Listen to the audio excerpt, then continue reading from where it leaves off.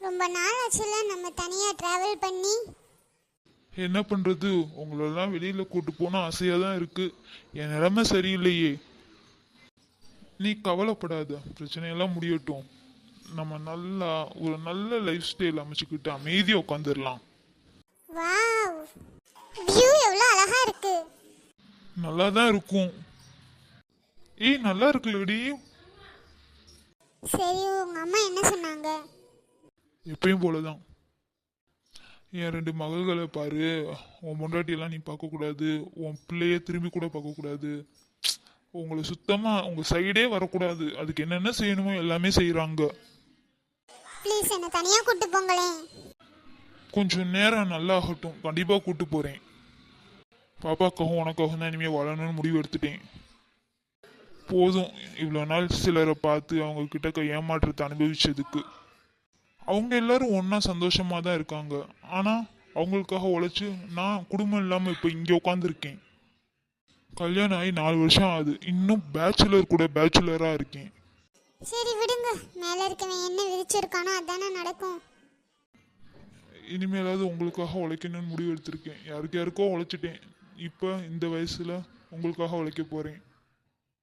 உனக்கு சொன்னா புரியுமான்னு தெரியல, அவ்வளோ வழிகளை நான் அனுபவிச்சுட்டு இருக்கேன். தினம் உடம்பு வலியை கூட பொறுத்துக்கலாம். ஆனா மனசுல ஏற்பட்ட வலி இருக்கே, அதை என்னால தாங்கிக்கிட முடியல. எல்லாருமே என்னை ஏமாத்துறாங்க, நீ மட்டும்தான் எனக்கு உண்மையா இருக்க. அழாதீங்க, எல்லாமே நல்லபடியா நடக்கும். என் பிள்ளை பக்கத்துல என்னால இருக்க முடியாம போயிடுச்சே. குழந்தையா இருக்கும் போது தானே குழந்தைங்க பக்கத்துல இருக்க முடியும். இப்போ அவள் பெருசாயிட்டானா ஸ்கூலு டியூஷனு அப்படின்ட்டு போக போக அவளே நம்மளை விட்டு கொஞ்சம் கொஞ்சமாக பிரிவா. ஆனால் 3 வயசு வரைக்காவது என் பிள்ளை பக்கத்தில் உட்காந்து அவள் கூட இருந்து அவளுக்கு சாப்பாடு ஊட்டி அவளை விளையாட வச்சு அவள் கிட்டக்க இருக்கணும்னு ஆசையாக இருக்கு. ஆனால் முடிய மாட்டேக்கி. இவ்ளோ ஆசையை மனசுல வச்சுக்கிட்டு ஏன் உன்னை நீயே ஏமாத்திக்கிற? இங்கேயே இருக்கலாம்ல. என் வேலை இங்கே சரியில்லையே, இருந்திருந்தா நான் என்னைக்கோ இருந்திருப்பேன். ப்ளீஸ் இந்த தடவையாவது எங்க கூட இருங்க, எங்களை விட்டு போகாதீங்க. இங்கேயே ஏதாவது வேலை பார்த்துட்டு இருங்க, கிடைக்கிற சம்பளம் போதும். நீ ஈஸியா சொல்லிடுவ கிடைக்கிற சம்பளம் போதுன்ட்டு. அங்க என் குடும்பம் இருக்குல்ல, அதுக்கு கொடுக்க வேணாமா? அப்ப நானும் இந்த பிள்ளையும் உங்க குடும்பம் இல்லையா? ஏன் மாத்தி மாத்தி பேசுறீங்க? இதுதான் உங்ககிட்ட எனக்கு சுத்தமா பிடிக்கல. சரி, டாபிக்கை சேஞ்ச் பண்ணலாம். இல்லைன்னா உனக்கும் எனக்கும் அதிகமாக சண்டை வரும். இருக்கிற நாள்லையாவது அமைதியாக இருந்துட்டு அமைதியாக கிளம்புறேன். என்ன மனுஷன், வாய்ப்பு இருந்தும் உட்கார மாட்டேக்காரு. சிலரெல்லாம் அதிகமாக சம்பாதிச்சு கூடன்னு உயிரை வாங்குறாங்க. ஆனால் நான் அப்படியா கேட்கேன்? என்கிட்டயும் பிள்ளை பக்கத்துலையும் உட்காருன்னு தானே சொல்கிறேன். இங்கே ஏதாவது சின்ன வேலையாக பார்த்துக்கிட்டு கிடைக்கிற சம்பளத்தில் வாழலான்றேன். அதுக்கும் உடன்பட்டு வர மாட்டேங்காங்க. எல்லாம் நீ மேலே இருக்க என் கையில் தான் இருக்கு. என்ன பண்ணுறான்னு பார்க்கலாம். இன்னைக்கு மீன் கிடைக்கட்டும், ஒரு வழி பண்ணிட வேண்டியதுதான். மீனை ஃப்ரை பண்ணி மீனை குழம்புல போட்டு மீனை கருவாடாக்கி உட்காந்து திம்மே. எந்திக்கிறதுக்கே 3 நாள் ஆகணும். அந்த அளவு மீன் பிடிக்கணும். மீனை பிடிக்க வாங்கன்னா வரமாட்டேன்னு சொன்னாங்கல்ல, அவங்க எல்லாரும் முன்னாடி உட்காந்து சாப்பிடணும். அதுவும் ஆட்சிக்கு மீன் எலும்ப கூட காமிக்க கூடாது. எச்சி ஊறுதே. மீனை நினைக்கும் போது என் தலையில குருவி பறக்குது. என்ன அழகா தண்ணி குடிக்குது, அருமை அருமை. இந்த இயற்கையான காத்துல உட்காந்து சுத்தமான நம்ம கையாலேயே பிடிச்ச மீனை சாப்பிட்ற சுகமே தனி. சுமி, ஏன் நம்ம மெண்டல் மாதிரி யோசிக்கிறோம்? இன்னும் ஒரு மீனும் பிடிக்கல. மீனை பிடிக்கணும். அப்புறம் எல்லாரும் வயிறையும் எரிச்சிட்டு அவங்க முன்னாடி உட்காந்து சாப்பிடணும். வயிறு வலி வந்தாலும் பரவாயில்ல. ஐயோ, கிளவி வந்துருச்சே. என்ன கிளவி? சரி, என்ன பாட்டி? வர வர உனக்கு ரொம்ப வாய் கூடிருச்சுடி. சரி, என்ன இவ்வளவு தூரம்?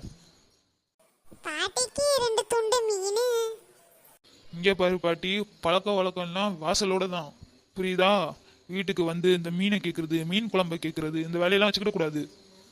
வீட்டுக்கு வந்து பாட்டி கண்டிப்பா கேட்கவே மாட்டேன். இங்க வச்சு எனக்கு 2 கொடுத்துட்டு நானே ஆக்கி சாப்பிட்டுக்கிறேன். கண்டிப்பா நான் தரமாட்டேன். நான் இந்த வெயில்ல உட்காந்து மீனை பிடிச்சி அதை எடுத்து வச்சு நான் வைப்பேனா, இவங்க நோகாம வந்து இந்த மீன் தரையான்னு கேட்பாங்களாம். கண்டிப்பா தரமாட்டேன். கிளம்பிரு பாட்டி முத. ஆமா, மீன் பிடிக்க வரையான்னு கூப்பிடும் போது மட்டும் வரமாட்டேன்னா இப்ப எதுக்கு வர்ற? நல்ல ருசியா சாப்பிடணும்னா வேகாத வெயில்ல உட்காந்து பிடிக்கணும். இல்லைன்னா காசு கொடுத்து கடையில வாங்கி சாப்பிடு. கிளம்பு.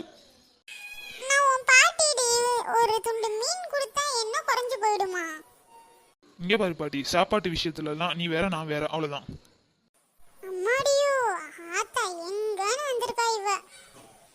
கிளவி, நீ பேசுனது எனக்கு கேட்டுருச்சு.